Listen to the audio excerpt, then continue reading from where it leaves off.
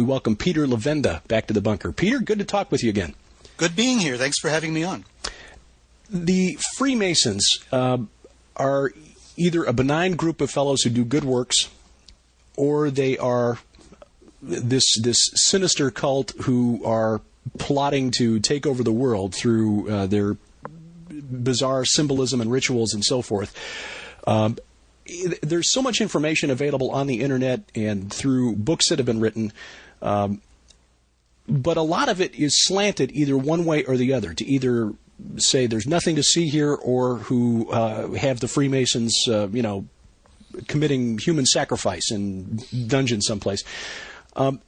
You've researched them for The Secret Temple, your latest book. Where do you start? Where do you start? Let's begin because the latest novel from Dan Brown, The Lost Symbol, is atop the New York Times bestseller list and probably will be for months to come. There's already a movie that's been announced, which is no surprise. Sure. And in the book, Brown goes out of his way to point out all of the Masonic symbolism and imagery that is built into Washington, D.C., and other communities around the country, but especially in Washington, D.C. How much influence did Freemasonry actually have on the founding of the United States? Well, it's a very good question, and it's one that the Freemasons themselves have been kind of equivocating on.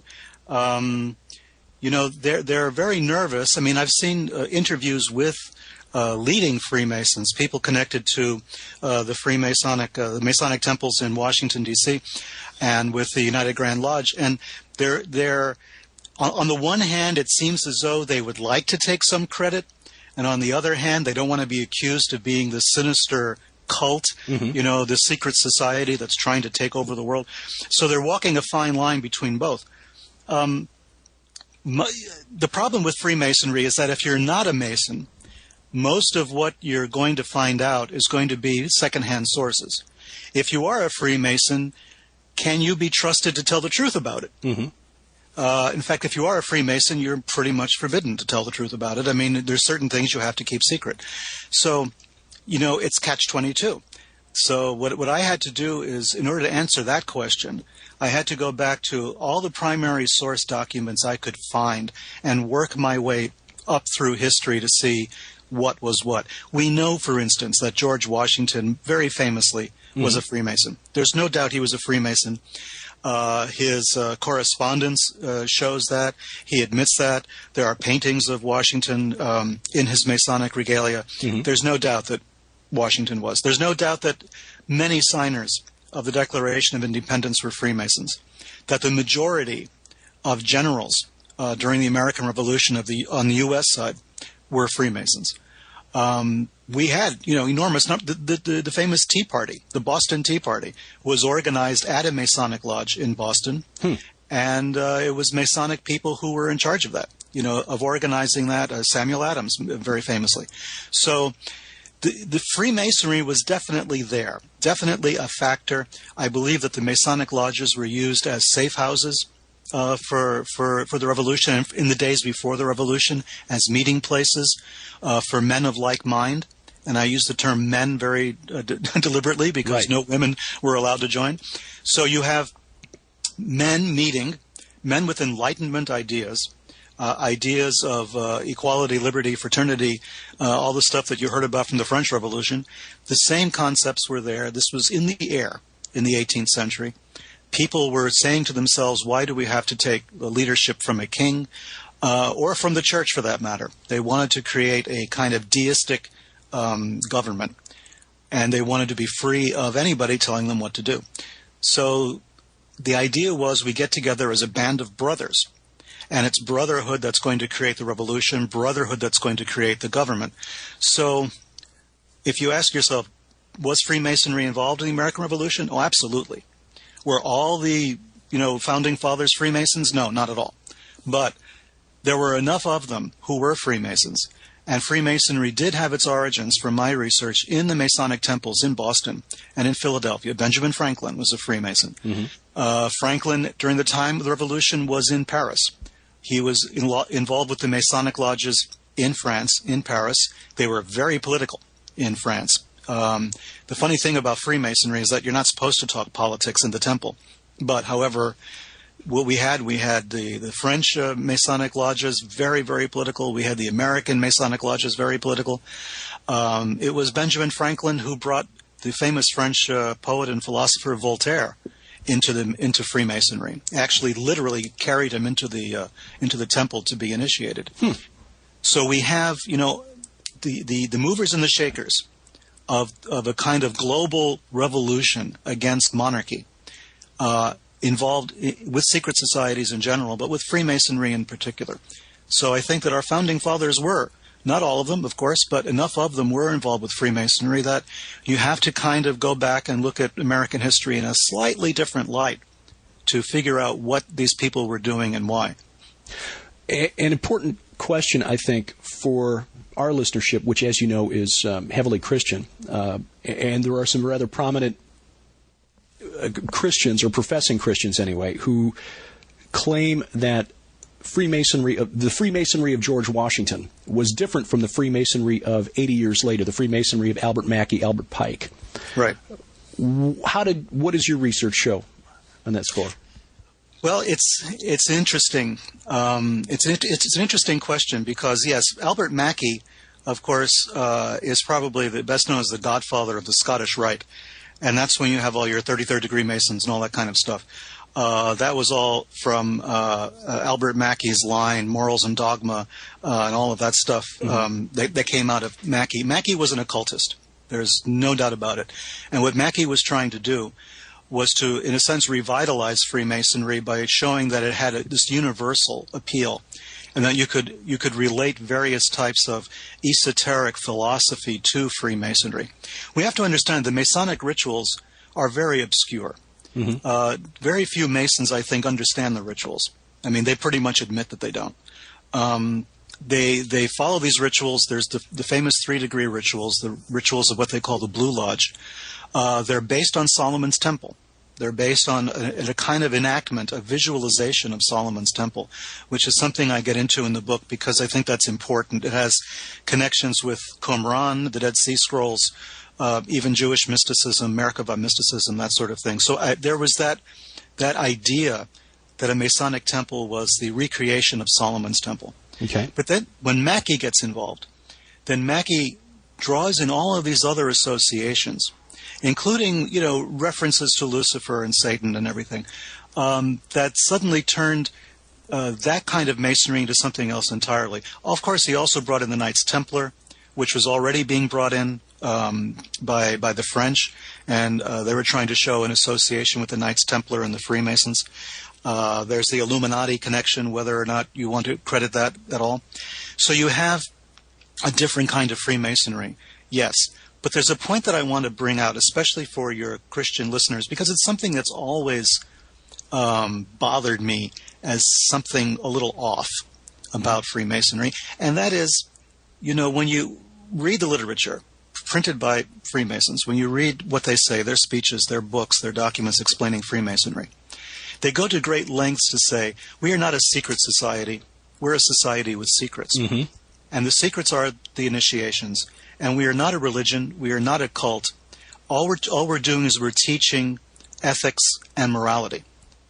And I always stop at that point and I say to myself, well, do you mean to say then that the church is not teaching ethics and morality? Right? Why would you need another group teaching ethics and morality if, everyone who belongs to Freemasonry has to believe in one God? Right. That's a requirement. Right.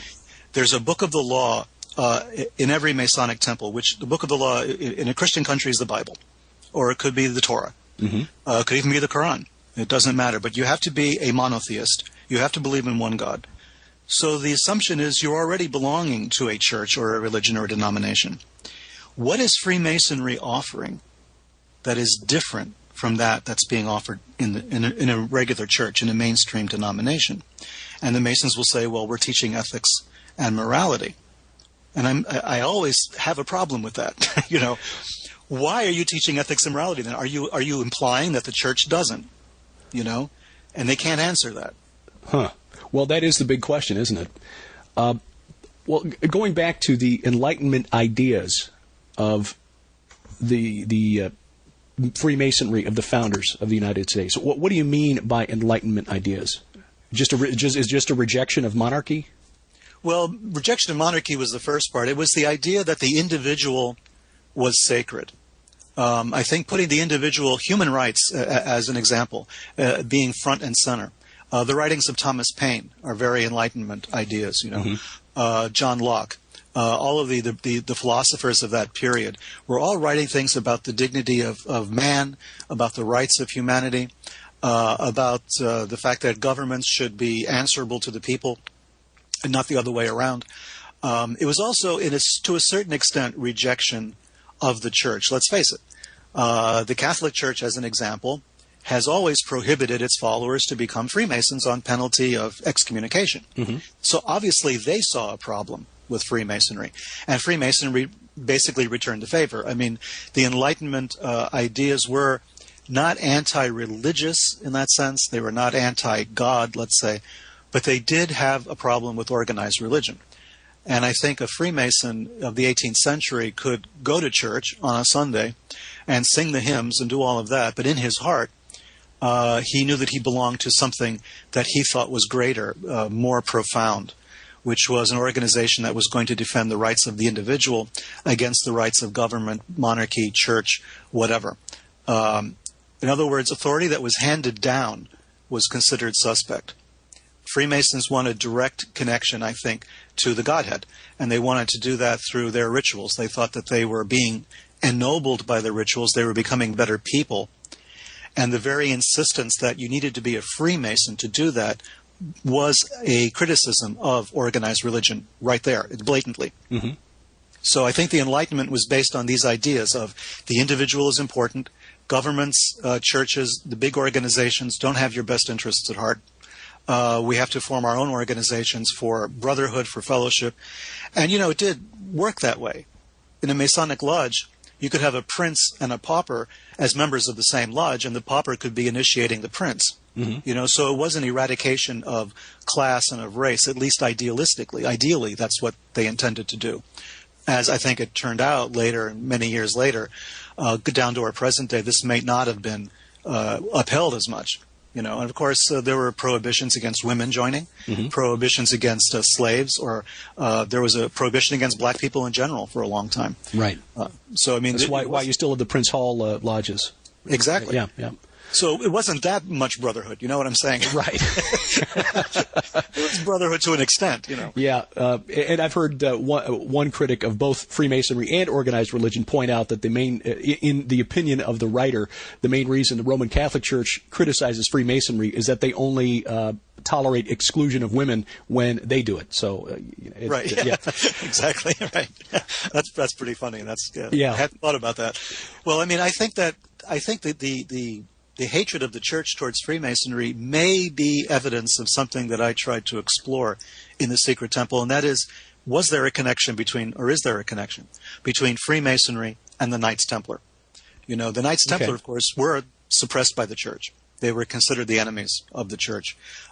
These famous crusading knights were arrested in the 14th century, the early 14th century, on Friday, October 13th, and all arrested all throughout France and parts of the other Christian empire, and their leaders were put to death, executed. There was torture, there were forced confessions, etc. And I think that the Freemasons identified themselves at a certain point with the Knights Templar. Mm-hmm. And many Masonic historians say that's nonsense. There's no connection. But then why the Demolay Society? Well, hello. Yeah. Hello. But I mean, that's just one thing. I started looking at the documents, and the arguments that the Freemasons give are kind of silly. They say that Freemasonry didn't start until 1717 in London with the formation of the United Grand Lodge. Well, that's not true.